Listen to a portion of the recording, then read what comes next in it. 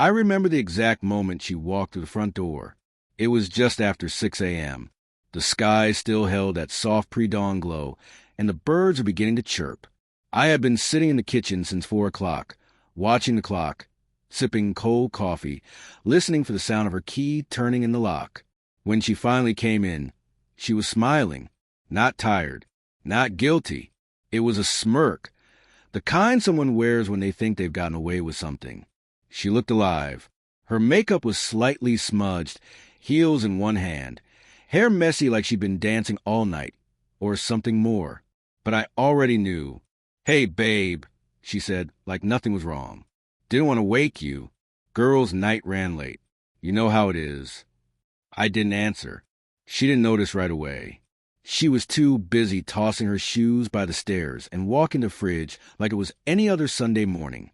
Then she turned and saw me at the kitchen table. Her smile faltered. "You're up early," she said, trying to sound casual. I nodded slowly. The envelope on the table in front of me felt heavier than paper. "I couldn't sleep," I said. "Too much on my mind." She glanced at the envelope, but didn't ask.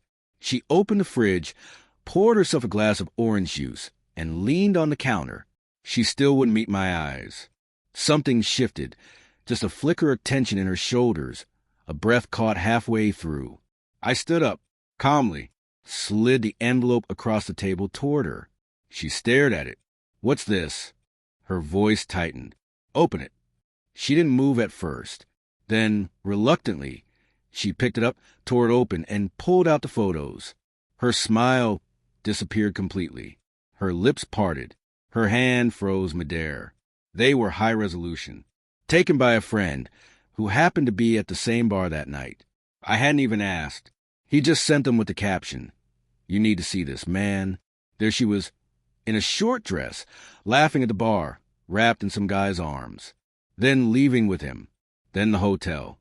I didn't need to see anything beyond that. She stared at the photos in silence. Didn't even try to deny it. Her face went pale. The color drained out of it. The confidence she wore when she walked in, it vanished, replaced by something else. Shame, maybe fear. I didn't care anymore. "I can explain," she whispered. But the words were empty. I shook my head. "You already did. With every choice you made last night." She stepped toward me, hand outstretched like that could erase the past. It was a mistake. I was drunk. It didn't mean anything. "I was home," I said quietly.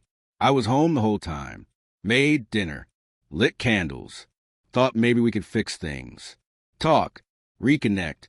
I waited until midnight. Then I saw the pictures. Tears welled up in her eyes.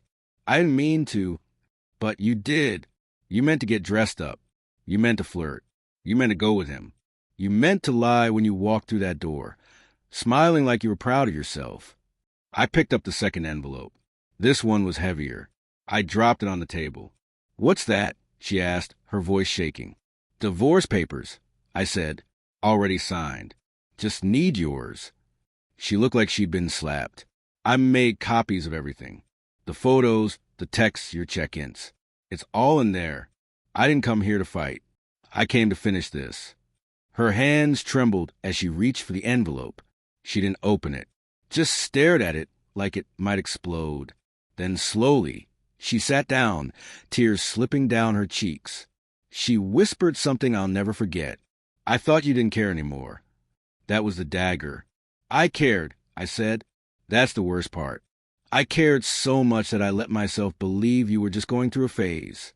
That maybe if I loved you a little harder, you'd come back.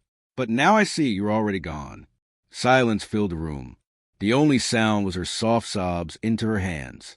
I picked up my keys, walked to the door, turned back one last time. "You were right about one thing," I said.